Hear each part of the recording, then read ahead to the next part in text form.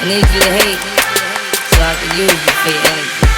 This is Real Sales Talk. Real sales advice from real sales practitioners. Giving you tips on how to dominate your sales quota are your co-hosts, Sean Mitchell and Phil Keen. We don't have a process for referrals at most companies. I go into a company, I say, what's your referral process? They have no, well, what do you mean? I think that goes back to the premise of why do salespeople suck at prospecting. I mean, number one reason why they suck at prospecting is they don't actually do it. If you are successful and nobody knows, in 2016, 20, 2025, you're not successful. You ever want to find out what's going on in the company? Get in the car and spend a day with the top 3 salespeople. You'll find out in 5 minutes. Because you can't be a trusted advisor without 2 things, trust and advice. I mean, you need both of them. What's going on, everyone? It's Sean. We're going live with Real Sales Talk. We've got Phil Keen and we've got John Barrows back again. We're going to do a part 2. We're going to take on the idea of being a thought leader, what it means when you become a thought leader, and all things in that regard. This is episode 5 and season 6. John, welcome back to the show. What's up, Sean? What's up, Phil? Thanks for having me back. I appreciate you guys having me on because I'm actually I'm real curious about this conversation. I'm looking forward to having it with you. I think we need to have you on once a quarter, in my opinion. I'm all in. We need to have you on, and we'll just chat about whatever is on your mind. So today we're gonna talk about an interesting one, which is, what does it mean to be a thought leader? There's a lot of people out there that are fronting and posing. There's a lot of people who are thought leaders, but maybe over the next 30, 45 minutes, we can define what that actually means. Yeah, and that's kind of what I'm, kind of the premise of reaching out on this one is like, what actually, that exact question, like, what does it mean to be a thought leader, and how do you earn that right? Because to your point, I think right now I'm seeing a lot of people positioning themselves as thought leaders when I really don't think they are. On the other hand, I'm seeing a lot of people who are doing some really cool things, and other people are considering them thought leaders, even though they don't really consider themselves a thought leader. So what I'm trying to do is, like, so I'm 40, right? I'm a Gen Xer, and I think there's the older generation that's trying to figure out, like, what can I do to, there's all this social stuff and brand building I'm hearing about, but I'm an old dog, new trick type of thing here. Is that what can I do to put myself, because those are people who have the experience and those type of things and potentially really could be thought leaders. But then there's this group of 20-somethings that have all the tools and know all the technology and are moving 1,000,000 miles an hour. And I think some of them are doing it really well and building their brands the right way, but others are kind of trying to skip a few steps and pretend like they're thought leaders when they're really not, just because they have a podcast, just because they write, they got a YouTube channel or something like that. So I'd love to just kind of bounce some ideas around here with you guys about, what does it mean to be a thought leader? What do you need to do to get there? And what are some tactical things that some of our audience that are listening to this can do to kind of position themselves that way? So, well, yeah. So I'll just kind of add my thought in here, and then I'd be curious to know your thoughts as well. Both of you. To be a thought leader means that you have to have time in the seat and experience to be able to pull from, right? Mm-hmm. Because if you have zero experience or very little experience, there's very little expertise in knowledge that you can say, hey, I did it like this. Mm-hmm. I tried it like this over the last 2 or 3 years, or I did this over the last 12 months, and here's what I found. I think to be a thought leader, you do have to have some time in the seat to be able to pull from that experience. Now, how long? I don't know at what point someone, christens you as a thought leader, but I do think that experience is fundamental to be able to speak from that position of being a thought leader. Yeah, and I'll just add, and I'd love to hear your thoughts, Phil. The one thing I'll add is an active, you know what I mean? Like, so because there's that sweet spot of you haven't had the experience, so you can't be there. You have the experience, and then you get away from it, and that's my problem. Like in my industry, it is riddled with sales, in our like sales training, it's riddled with people who, 20 years ago when I was selling, this is how I did it. And I'm sorry, I don't consider those people thought leaders. They might have been at the time with relevant experience during their execution days, but now they're kind of living off of a reputation. And I discredit that a lot. I don't, even though a lot of other people might look at them as thought leaders, I'm like, well, you haven't done this in 10 years. So I have a hard time listening to you as a thought leader at this point. Right. Yeah. And I really think there's different types of thought leaders. If you think about the ecosystem of quote unquote thought leaders, there's real practitioners that document what they're doing, that because they say something that either one resonates with other people around them, that just kind of strikes the chord, and then they believe in the message that's being said, they spread it. Or you say something that makes other people think or gives them a different process or a different way to think about things. They take you as being a little smarter or smart enough to train them or teach them different things. So that's where you might get invited on a panel, and then a panel turns into a second panel, and then that turns into come into my 5 podcasts, and then it turns into how about you speak on a stage? And I think it kind of organically happens. And then there's people that go out and just know how to market themselves and have a personal brand, and they regurgitate things they heard from you and Gary Vaynerchuk and somebody else on a podcast in a place, and they just kind of built a really good networking and a good marketing machine. So there's different types of thought leaders that are out there. And I would say when you are a real practitioner and you've been through the ringer and you fought the fight every single day on the front line, you most times can call BS on people that have not done it. So there's definitely some of that. Well, and that's true, right? And I think that's the danger that I see. It's like, I think, again, I've been there, done that, right? So I can call bullshit on, I can be like, what? No. Like, for instance, for me, when I go to trainings, I still go to trainings for myself just to learn, right? And no joke, I always sit in the front row. And the first question, and I let the, whoever it is give their little intro, whatever. But then about 15, 20 minutes in, I kind of raise my hand and I'm like, hey, real quick, before we get going here, could you do me a favor? Could you give me an example of the last time that you applied whatever you're about to teach us here today? And what was the result? Like, just give me an example of when you did it. And you'd be surprised at how awkward that question is. Because I get, I've been, I got plenty of examples of my clients. I go, no. When was the last time you did this? And I'd say 75% are like, well, I've been out of selling for a while.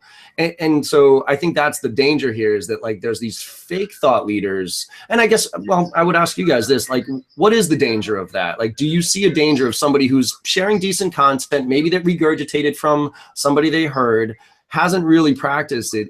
Is there a danger in that? Is there a danger of that person being seen a thought leader and other people following them? I think ultimately there is a danger in flooding the marketplace with a message that might not work or resonate with what you do specifically. But I also think as a salesperson, you need to be able to decipher what works practically in your business, on your phone, at your desk. I think there's a difference. So I think that's part of it. But I think there's something when you do a training, I know that you get on the phone with people.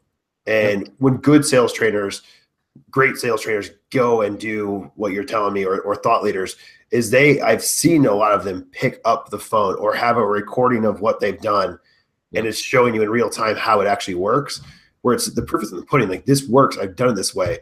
And I think I don't consider myself a thought leader at all, but I have a podcast. I talk, I write a lot of blogs. And at the same time, the things that I'm saying, I've done it myself. I've actually picked the phone up and ran into 5 gatekeepers and said it this way and had a conversation. And I think you can always challenge back a thought leader, saying what you're saying is, all right, what happens when this roadblock hits you? Right. And you can tell by the answer that comes back, and you can almost always challenge it. You got to challenge everything. Like, even if, John, if you're telling me something, I respect you really, really, really highly, but I'm still going to challenge it. I still want to make sure it works for my business and me. Call bullshit, yeah. I mean, I think the call bullshit factor, I mean, that's one thing, like Guru Ganesh, I love it. Yeah, have you ever seen Guru Ganesh on a Sandler guy? Oh man, so literally the #1 Sandler trainer of all time. You got to look him up. It's a riot. He's nothing like you would expect. He's this short dude, turban, huge long beard, just like 65 years old. The best Sandler trainer of all time. Like there's like all these Sandler, franchisees. He's here. Okay, he's starting to retire. He's over at Salesforce with me doing some stuff there, but. He has a bullshit thing. Like he starts all his trainings off with, and at any point during this training, if you think what I'm telling you is bullshit, I give you full right to raise your hand and call bullshit, and then we'll talk about it. And it's amazing. Like within 10 minutes of him doing training, like somebody raises their hand, they're like bullshit, and he's like, all right, come on up here. And no joke, this dude's one of those special sales, people that just know, right? And like he's like, all right, let's do a little role play here with like a senior AE who thinks they know their shit. And within like 3 minutes, they're at like the third layer of pain. He's upfront contracted the shit out of them, and he's closing them on something. And the AE's like, "Whoa, okay, all right, I was wrong." You know what I mean? Now it's time to pay attention. But I think it goes back to that practice what you preach and do it and be a practitioner, and don't go for being a thought leader, but do like we were talking about earlier with Morgan, right? Like Morgan, I don't think I'm going to have him on Facebook Live on Monday on my Make It Happen Monday thing. I'm going to ask you, like, I don't think he considers himself a thought leader, but I think a lot of other people do. You know what I mean? I think a lot of people are looking at him saying, hey, that kid's a thought leader because he's got his YouTube page, because he's got his Snapchat going on. And it's like, I'm wondering, is that a good thing? Is that a bad thing? Are we giving kids the right direction? You know what I mean? And does it matter? Because I think it does. I mean, tell me, why do you think it's so important to build your personal brand and kind of whether you stand up on stage and are a quote unquote thought leader or not, that's not really it. But like, why do each one of you guys think it's important to build your brand and kind of move in the direction of being a thought leader in today's world? Why is it important even? I think that's an interesting one. I think I'll first say that it's easy to get caught up in wanting the attention. Sure. And like wanting people's approval and attention, like, who doesn't want that and like that when, someone who's very well known or people that are well known say, hey, that was amazing, or I love that article, or whatever it is. But I think from a very practical standpoint, documenting what you're doing allows you the ability to think about what you've done and then be able to communicate it instead of just do it. I think a lot of salespeople, like the people that maybe aren't interested in telling their story or documenting their story. I think there's a lot of amazing salespeople out there that no one knows. Why? Yeah. Because they're serious about just crushing their quota, and all they care about is helping their customers and making a lot of money. And so I think there is value in documenting and creating because it makes you think about what you do instead of just do it intuitively or naturally. And it's valuable. It's valuable to be able to tell the story of, hey, I encountered this objection and this is how I overcame it. So yeah, it's interesting. Like thought leader, I think is a title that has to be given to you, not taken. Actually, it makes me think. So the first conversation I had with Trish Bertuzzi, I made some smart ass comment about her being a thought leader, and she kind of dubbed it back. And she's like, "Well, some people call me a thought leader," and I kind of blew it off because it's like, listen, I get you're a thought leader, but you're asking for practical advice, and that's one thing I respect about like a Trish Bertuzzi. Yeah. She'll call me, and that's how her and I have a relationship. She'll call me and say, I have this idea, or I've heard people tell me this. How would you apply this in a practical setting in your business? Yeah. And it's not just me she does that with. It's a lot of other people that are practitioners that are well respected in the space. And that's where I think she kind of differentiates herself as a thought leader is she seeks advice, education, and then she tries to go execute it in her business with other companies and talks through it and plans it out. And I would say a lot of people, yourself included, that are true thought leaders that people listen to and respect, the title's given to you. It's not taken from you. Like, I don't think you ever sought to be a thought leader. You just started telling your message and other people start listening. Well, and I think that's why, you know, for me, it's actually an uncomfortable position for me. You can ask my buddy Chris, who start my first company. When I went to brand, you know, when I went to off on my own, I was looking to start a company like with a brand, like with a name of a company, and he was like, dude, and I got told by more than a few people, like, you have to brand yourself. This is an industry where it's kind of 50% the content, 50% who delivers it. And I'm like, no, you know, and I fought it. And you know, he ultimately got me to say Jay Barrows is the brand and now put my fucking big ugly mug on stuff. And I'm like, ugh. But, you know, he was right. And I think for me, because that's, you know, this is my company, right? So obviously brand building is very important for me and my business and what I do. And I'm just trying to think of, like, why is it important for average Joe sales rep to do this?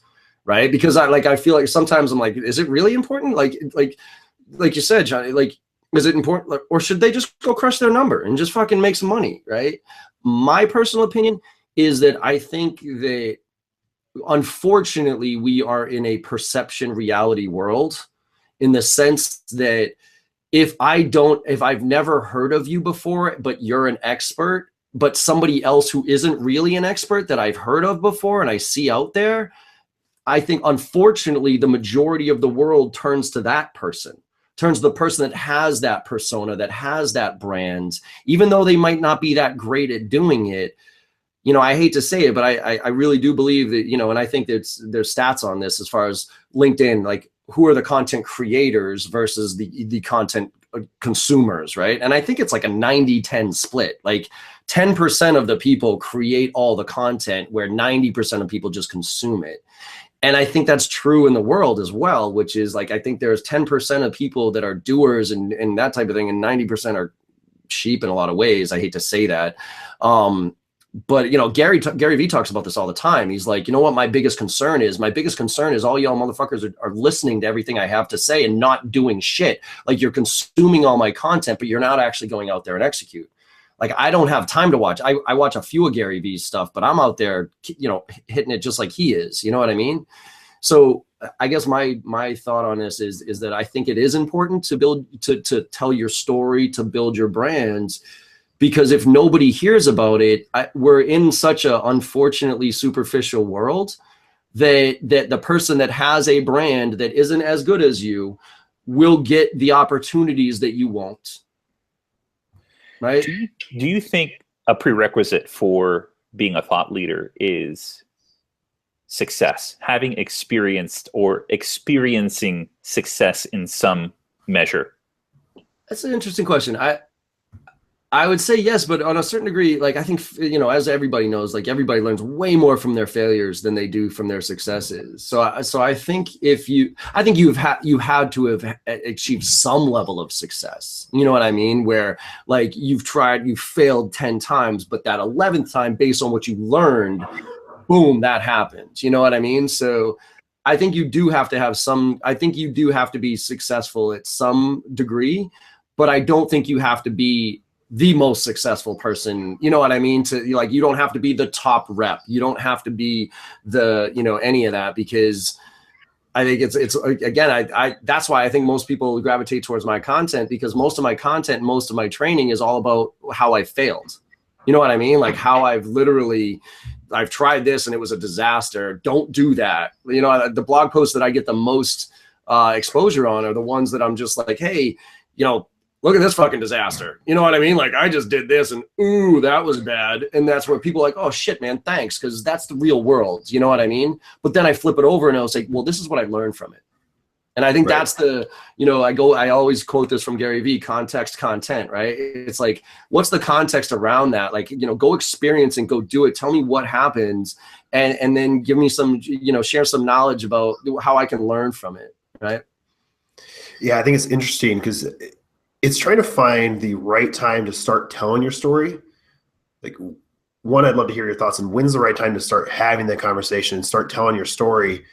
And really for a lot of people that organically grow out, it's kind of what you're telling me. It's the diary of my failure that resonates with 5 other people that tried this or thought about trying it, that want to also, they relate to it, or it goes back into the conversation that I tell, that I say, I write that one cheesy article that all of a sudden gets a lot of love, but then they go back and consume other content. They're like, hey, I read that about what you wrote. Tell me why it failed or why you think it failed. Yeah. But it naturally happens. So when do you think the right time is for somebody to start diarying things? And I think right now, I think it depends on what you mean by diarying, right? Like if you're talking about setting up a YouTube channel and you know, and doing what you guys are doing right now with your podcast and what I do with my training and stuff, you know, I think a little bit later on, but I think like the Snapchat story stuff, I think that's something that everybody should do almost immediately. And I'll use my my wife's brother as an example. You know, he's a young kid.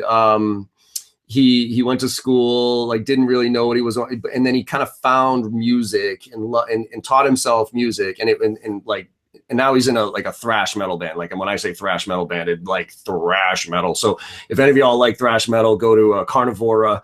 It's not my thing, but apparently they're awesome. Okay. But my point with him was, I'm like, Michael, you know, he went to school for psychology. Okay. Which, you know, whatever.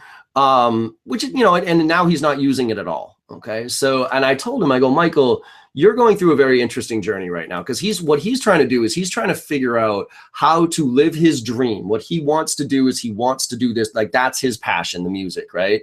But he has to figure out a way to make money, because that's not paying the bills, obviously. So he has to figure out a way to make money to support that. I go, Michael, that's a struggle that a lot of kids face. Is like, how do you follow your true passion while supporting it if your passion isn't something that you can make money in, right? And so I'm like, dude, you know what? I'm going to recommend you do this, because this is when I really started getting into Snapchat and learning as much as I could about it.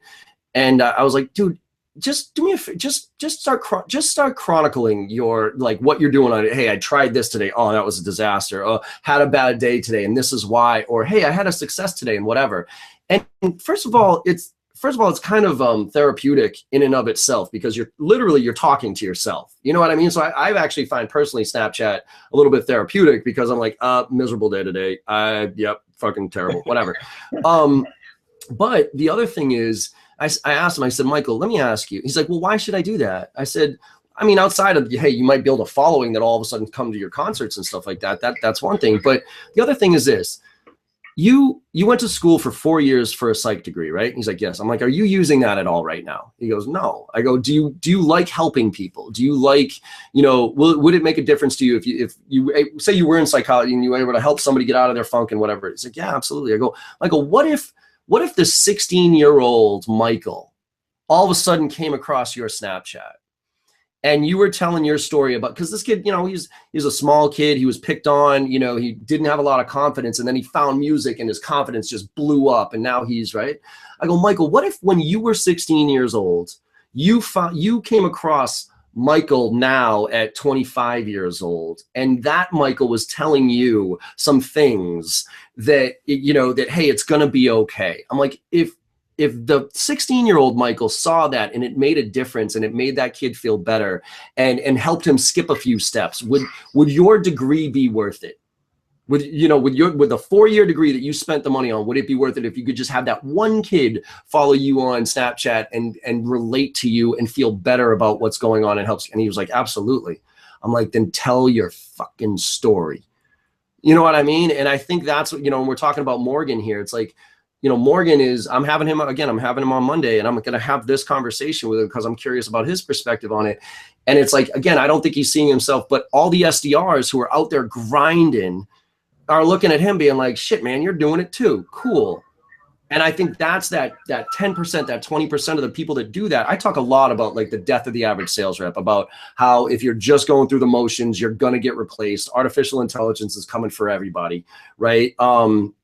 So the reason I think building your brand and starting as early as you can is because I think the ones that have the brand, the legitimate brands, and show the experience are going to be the sales reps that survive in the future. And I think everybody else that has no brand, even if they might have been executing on results, might not be, you know what I mean? Might not be the ones that survive what's coming. Yeah. I think it's fair. And I would say the difference between some of the fake thought leaders and someone that is like a Morgan Ingram is the fake thought leaders. They might just be entertaining. Like they're an entertaining person to watch speak. They're entertaining for, they market well. Like when you watch them, they're goofballs, right? And you're watching, you're like, this guy, he's funny, and what he says is kind of right, and it makes sense, but you kind of get used to what they're telling him. And I think that's the misconception for a lot of people that might be Michael, which is, I don't know if I could be that. Well, you don't have to. If you're just genuine and you tell your story, people resonate to it and they have that conversation. And I think the one thing that Morgan has for him is he's kind of a little bit of both, right? Yeah. And Morgan, I always say nice things to you in public or make fun of you in public, but I love the guy to death. And I think it's one of those things where he is interesting and he is entertaining and he still tells a story with something that resonates to other people. So that's that fine line you got to play and over time it's practice. Like it's the Gary Vee story he tells all the time he's for 3 years, nobody paid attention to him. And then I'll say one time it just kind of worked. It's just that one time that it clicks and makes sense when you tell the right type of story that everybody pays attention to. And it's practice. Yeah. And I think you guys have both said it, you know, I think the genuine piece is the key. I really do. I think that's where, you know, for anybody who's doing this, like if you are genuine with your outreach, I was saying this before we got on, you know, when I went off on my own with my own brand, I had so many people come up and, hey, John, you know, give me your Twitter handle. I'll get you 30,000 Twitter followers and, you know, in 10 days or something like that. I'm like, you know, why do I want 30,000 random ass people following me on Twitter? I'm like, that doesn't make any sense to me. So I was very methodical about every time I put out content, you know, cause again, being a Gen Xer, like when really social selling hit the market, I was kind of like, what the fuck, you know, really, I got to do this shit now. You know what I mean? But then I started to say, okay, well, you know, let me share out only what I think. And this is what I train reps on is don't pretend like you're a thought leader when you're not. Like Gary Vee says, like you can't be a 22-year-old life coach, right? I mean, you know, maybe to a 10-year-old kid, but whatever. Same thing with thought leadership. It's like, don't pretend like you're a thought, but you can move in that direction. And you do that by educating yourself on what's, you know, on your industries, on your personas, on your craft, if you will. And then when you find information, when you find content that you found valuable, that you learned from, then you can share it out there on Twitter, Facebook, you know, whatever it is, but put your context around it, right? So you say, hey, really interesting article here. This is why I think this is interesting. And you know, would love your thoughts. So it's not just you're retweeting or posting stuff that drives me crazy when people do that, but it's you're putting your like, hey, I learned something here. And because I learned something, maybe somebody else can learn something about this article or this, you know, whatever it is. So, and I think you make a valuable point there. It's you're really just curating content, and you could still get in touch with some thought leaders and have a relationship with those people that actually makes you more visible. Yeah. It brings you up in where people can understand who you are without having to position yourself as a thought leader. And just by curating what other people are saying and having an actual conversation with people. But it takes time and it takes effort to do that and do it well. So, yeah, and you got to have that thought. I mean, that's the problem right now is the one thing that I will say, you know, everybody gives millennials a bad rap or whatever. And, you know, whatever. I think it's mostly the same shit that our parents said about us. Like, I don't think the one thing though, I do get a sense that there's a little bit of an immediate, like a rush to the next step. You know what I mean? Like I was told when I was growing up by my dad, it was like, earn every fucking thing you do. You know what I mean? Like, don't expect shit. Don't ask for a raise, earn it. And you know, work your ass, be an expert at it, and then move to the next step. You know, it's like Picasso's one of my favorite artists. Like he would immerse himself in whatever the genre was, the blue period, right? And then just master that before he moved on to the next one. I do think there's a little bit of a, skip too many steps. I don't mind skipping a couple of steps based on other people's learning experiences. That's why, you know, my hope is that when people listen to what I say, they're like, oh shit, yeah, he just said he did that when he was 22. Maybe I shouldn't do that and I should do what he said, because I don't mind skipping a few steps. You still got to earn it though, right? And I think that having that genuine, thoughtful, I'm educating myself, I'm trying to get better, and I just so happen to be sharing that with other people along the way, gets you to earn it, right? So, all right. So go ahead and summarize your thoughts on let's say the sales rep is listening who maybe has been thinking about, you know, creating some content, or maybe it's the young sales rep who's just brand new into sales, fresh out of college. Yep. What's your advice to them with creating content and being a thought leader? So my advice is, I think Snapchat, tell your story. It doesn't even matter, and don't worry about how many people are following you. Just tell your story. Like, hey, today this is what happened. You know what I mean? I tried this. So I think that's a no-brainer for everybody. Okay. And then my advice is don't aim to be, like we talked about, don't aim to be a thought leader. Aim to be the best at whatever you're doing is, and learn as much as you possibly can. I think the one thing that we miss, you know, I'm encouraged now that sales is getting the attention that it's starting to get more of the attention from an education standpoint. But there's still, you know, there's still 6,000 college or 4,000 colleges in America. I think you can still only get your degree in about 30 of them in sales, but at least it's starting to become something, right? But what we don't really, so we teach skill, we teach technique, we teach process, all this stuff. But what we don't teach kids is business acumen, is learning how to have a business conversation. You know what I mean? Like learning what business is. Like, what do these people, like we talk about personas, and personas, like, okay, well, have you ever sat down with a CFO? You know what I mean? Have you ever really like read some of what CFOs read and read a couple of blog posts and followed CFOs to listen to kind of the language that they use and the challenges? They don't. It's just, oh, CFOs, they care about budget and CapEx versus OpEx. Okay, let me make a phone call. So my point to younger sales reps specifically is to be hyper focused on education.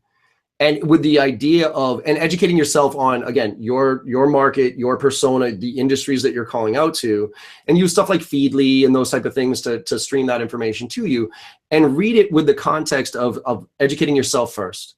And then when you come across something that you find interesting, that you find valuable, that's when you share it out there. That's when you put your context around that content and give your opinion of why what you learned and why it's important and why other people might pay attention.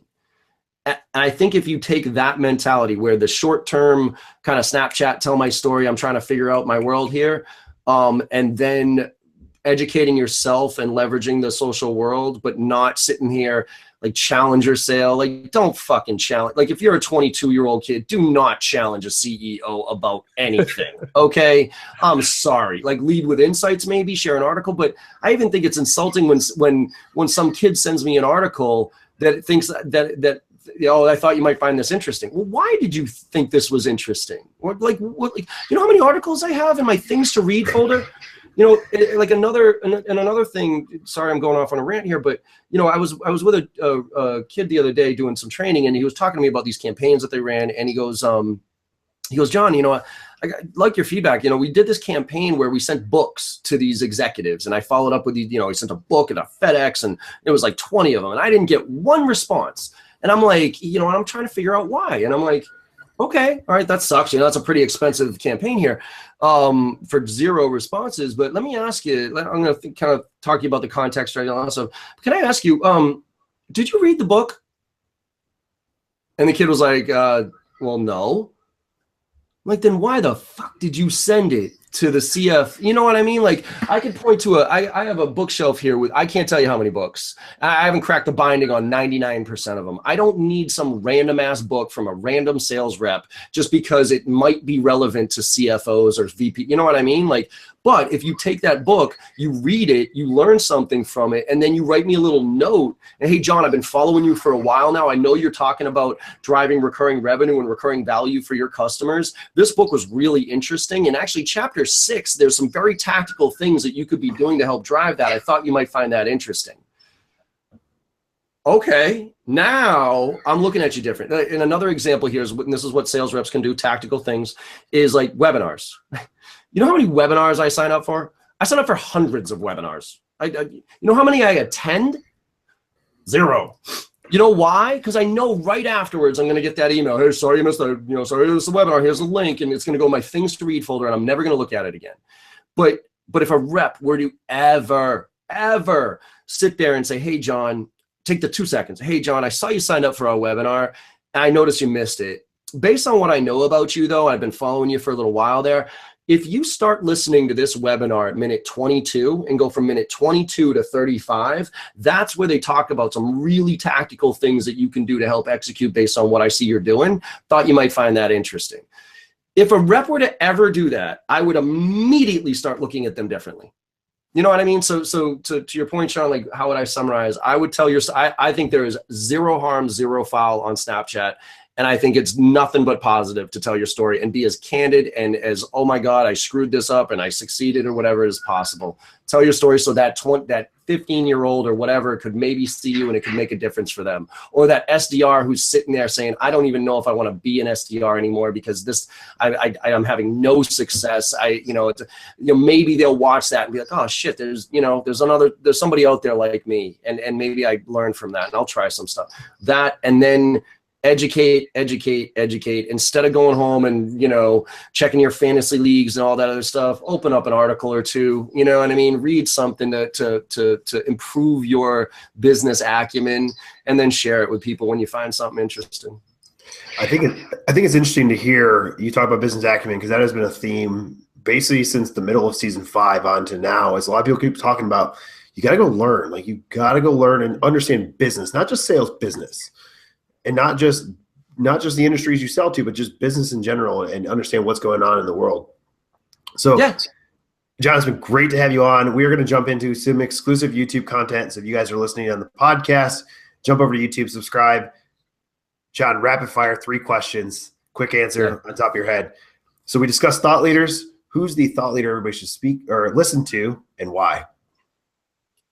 I'm going to go the easy route on this one, is Gary Vee. I really, because, he just tells you, like, but listen to what he's saying. Don't just follow him. Because that's his biggest problem, is like, my biggest worry is all of you are just watching my shit and not doing anything. So literally listen to what he says, because he's like, go execute, go do something. If you're 22 years old, you have a very long career ahead of you. So go try different shit out and whatever. And if you're 50, there's still time, you know what I mean? But you have to get out there and do it. There's no special sauce to this. I always say to people, I'm not the brightest bulb in the bunch, but I'll outwork you. Right. And that's Gary. Like, I don't think Gary's all that bright when it comes to like book smarts. You know what I mean? His EQ is way higher than his IQ. And I think that people need to pay attention to that. Now, I like kind of overconsumed his stuff a little bit. So I'm hearing the same things over and over, but you got to hear it that first time. Right. Absolutely. Second question. What time do you wake up? What time do you go to bed? I don't get much sleep these days. I usually wake up at 6:30. I usually go to bed around 1 o'clock in the morning. So give or take, because I train all day, and then I get 200 emails a night that I have to go through, and then I got to do my planning, and that's when I go into a different zone and get creative. So you went off on a tangent a little bit on people that don't give enough context. Last question. What's the one thing, hopefully it's not the same answer, that salespeople do right now that pisses you off the most? Go through the motions. Go through the motions. They go through, what the biggest thing that pisses me, I mean, outside of touching base and checking in and having no reason and just fucking whatever, is literally they use these tools like SalesLoft, Outreach.io, name it, and they just crank out template emails. They don't touch the phone. They press play on their demos because that's how they were badged in boot camp. Like, that drives me fucking crazy, is context content. Like, if you are not, it's fine, get certified on how to run that demo, okay? But if you can't now all of a sudden make it relevant to me, what's the point? I could replace you with marketing tomorrow if all you're going to do is press play all the way through your 30 slide decks and at the end say, hey, so does that make sense? That's what pisses me off, is kids going through the motions and not putting any thought into it. Awesome. Those are great answers. I appreciate your time today. If we want to get in touch with you, how do we get in touch with you? How do we hire your services? I'll give you a chance to pitch. Yeah, no, thanks, guys. It's not about hiring. It's about, again, good content, right? And I'm trying to share as much as possible. So jbarrows.com, obviously, that's where I put almost everything. I got a resource library where I put 90% of my stuff out there for free. I got Snapchat. It's John M as in Michael, Barrows, all one word, where I answer any question that rep have. Like, I'll one-on-one coaching. You got a question, hit me up. I got Facebook Live, so my Jay Barrows Facebook page, it's, Facebook/Jay Barrows. I do Make It Happen Mondays from 12:30 to 1 o'clock, where again, I kind of pick a topic, riff on it for a little bit. I'm just getting started. Like, not too many people are watching it right now, but I put a topic and then answer any questions that people have, and try to be as real as possible. And then there's the Twitter and LinkedIn and all that other stuff. But I'm trying to figure out how to add recurring value to my audience. And so the more people that can see what I'm doing and give me feedback on what they like and what they don't like, that's really why I'm sharing this stuff out there. Great. Well, hey, it's been an absolute pleasure. We'll definitely have you on again. This is good. Cool. Just to rant and rave a little bit about some of the things going on in thought leadership today. Or thought leadership. If you guys are on YouTube, you got the air quotes. Feels great. Thanks for coming on. And for all the Real Sales Talk family, we'll see you on the next one.